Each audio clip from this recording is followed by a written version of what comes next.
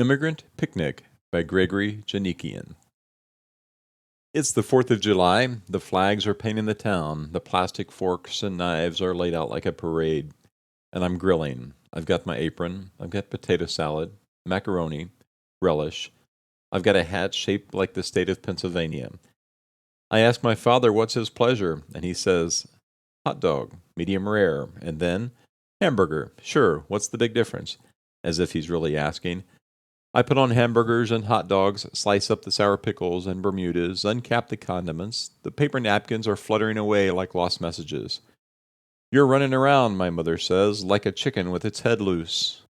Ma, I say, you mean cut off, loose and cut off being as far apart as, say, son and daughter. She gives me a quizzical look as though I've been caught in some impropriety. I love you and your sister just the same, she says. Sure, my grandmother pipes in. You're both our children, so why worry?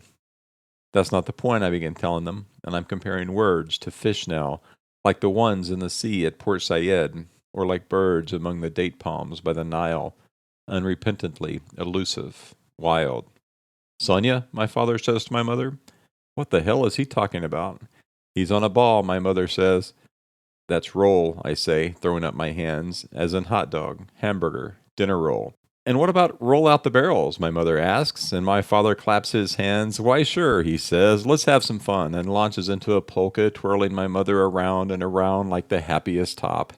And my uncle is shaking his head, saying, you could grow nuts listening to us. And I'm thinking of pistachios in the Sinai, burgeoning without end. Pecans in the south, the jumbled flavor of them suddenly in my mouth, wordless, confusing, crowding out everything else.